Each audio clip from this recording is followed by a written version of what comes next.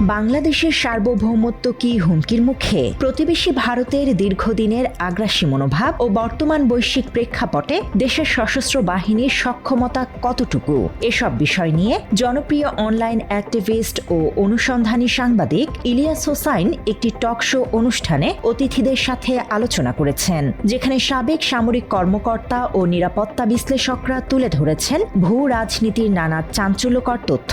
অত্যন্ত গুরুত্বপূর্ণ একটি বিষয় নিয়ে আজকে আলোচনা করব। আমার সাথে যুক্ত আছেন তিনজন প্রাক্তন সামরিক কর্মকর্তা।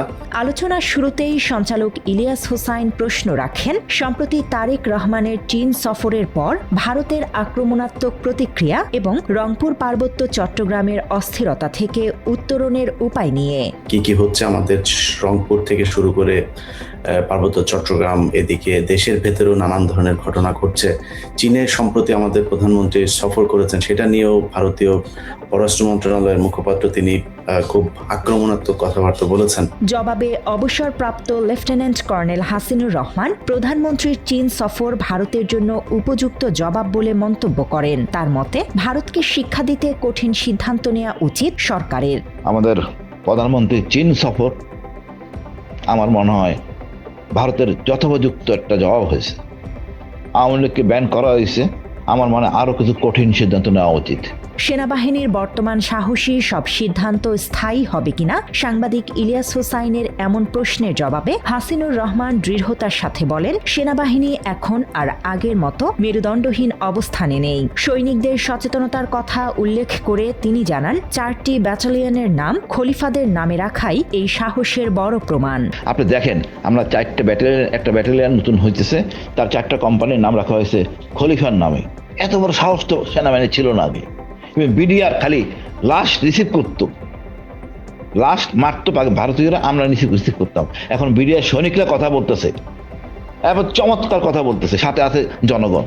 পাকিস্তানের সাথে কূটনৈতিক সম্পর্কের কথা উঠলেই কেন বিশেষ একটি মহলে অপপ্রচার শুরু হয়? আলোচনায় এমন প্রশ্নের জবাবে অবসরপ্রাপ্ত লেফটেন্যান্ট কর্নেল ফেরদৌস একে ভারতের প্রোপাগান্ডা বলে মন্তব্য করেন। তিনি বলেন, ভারত 1947 সাল থেকেই বাংলাদেশের শত্রু এবং তারা সাংস্কৃতিক আগ্রাসনের মাধ্যমে এদেশের মানুষকে মগজ ধোলাই করেছে।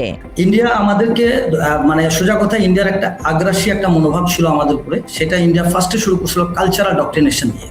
কালচারাল ডক্ট্রিনেশনের ফার্স্ট কথাটা ছিল শেখ মুজিবুর রহমানের ওই যে কালচারাল কাবা ক্যালকাটাকে ও বানাইছে। এরপরে ইন্ডিয়া সিকোয়েন্সিয়ালি ইন্ডিয়া মুক্তিযুদ্ধের চেতনা ঢুকাই দিল। ভাষা এবং সাহিত্যের তথাকথিত ঐতিহ্য, অর্থাৎ এই পারের বই, লেখার বই, এই পারের সিনেমা, এই পারের আলোচনা, সবকিছু হচ্ছে ক্রস। এপার বাংলা ওপার বাংলা ল্যাঙ্গুয়েজটা ইন্ডিয়া চালু করে দিল। গণমাধ্যম এবং বিনোদন দিয়ে আমাদের ব্রেন ওয়াশ করত।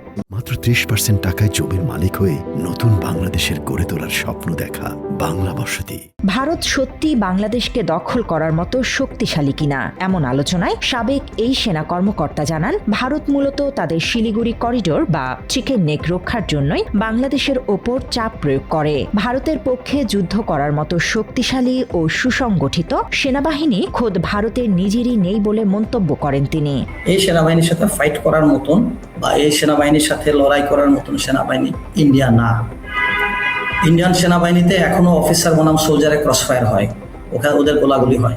ইন্ডিয়ান সেনাবাহিনীতে বলতে লজ্জা লাগে, বাট এখনো অফিসারের ওয়াইফকে সোলজাররা টেনে নিয়ে চলে আসে।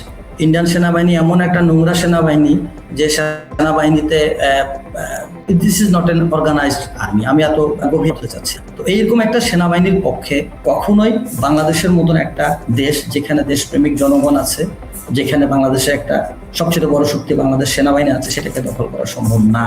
এ সময় আন্তর্জাতিক রাজনীতির প্রেক্ষাপট তুলে ধরে নিরাপত্তা বিশ্লেষক রেজাউল করিম জানান, আন্তর্জাতিক রাজনীতিতে কোনো দেশই বন্ধু নয়। প্রতিবেশীরা সবসময়ই এক ধরনের নিরাপত্তাজনিত প্রতিযোগিতায় লিপ্ত থাকে। সবসময় একটা নেইবারিং স্টেট আরেকটা নেইবারিং স্টেটের কাছে একটা সিকিউরিটি কম্পিটিশনের এক ধরনের ট্র্যাপে আবদ্ধ থাকে, যে চাইলেও কখন একটা নেইবারিং স্টেট, একটা প্রতিবেশী রাষ্ট্র একটা প্রতিবেশী রাষ্ট্র বন্ধু হতে পারে না।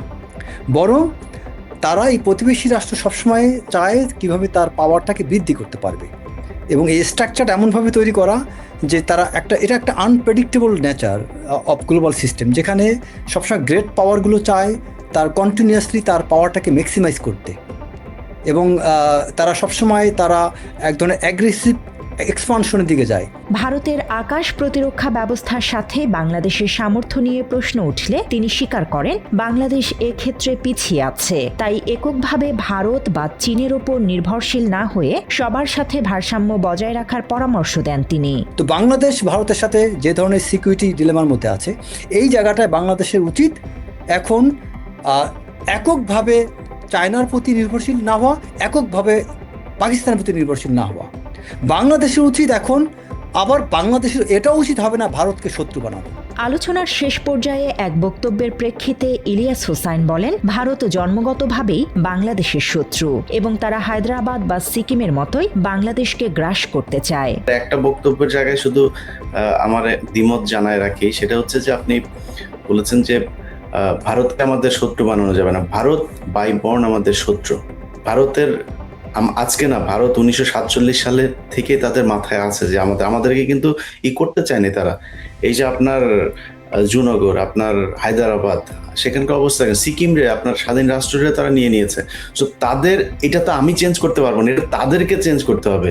সো আমাকে তার শত্রুই মনে করতে হবে, কারণ তার মাথায় আছে যে আমাদেরকে কোনো না কোনো ভাবে করা, কিন্তু খালি একটা জায়গায় পারে না, সেটা হচ্ছে যে এই দেশের মানুষ মুসলমান। দেশের অভ্যন্তরীণ সাম্প্রদায়িক দাঙ্গার প্রশ্ন উঠলে অনুসন্ধানী এই সাংবাদিক এসব উস্কানির পেছনে থাকা অর্থের উৎস ও ইন্ধনদাতাদের খুঁজে বের করতে গোয়েন্দা সংস্থাকে কার্যকর ভূমিকা পালনের আহ্বান জানান। যারা হিন্দু আছে, আমরা হিন্দুরা আমাদের ভাই, আমরা হিন্দুদেরকে করি না, কিন্তু যেই সব হিন্দুরা এই কট্টর এই মুসলিম বিরোধী এবং বাংলাদেশ বিরোধী কার্যক্রমের সাথে জড়িত, তাদেরকে আমার মনে হয় আইডেন্টিফাই করা এটা গোয়েন্দা সংস্থার জন্য খুবই। এই রংপুরের ঘটনায় তারা কোত্থেকে টাকা পেয়েছে, কি হয়েছে, কি করেছে, কারা কি উদ্দেশ্যে করছে, এগুলো আমার মনে হয় ফাইন্ড আউট করা গোয়েন্দা সংস্থার জন্য খুবই কঠিন। বিশ্লেষকদের মতে একক কোনো শক্তির ওপর নির্ভরশীল না হয়ে নিজস্ব প্রতিরক্ষা ব্যবস্থার আধুনিকায়ন এবং সুষম পররাষ্ট্রনীতিই পারে বাংলাদেশের অখণ্ডতা ও সার্বভৌমত্ব নিশ্চিত করতে। News desk, Bangla addition.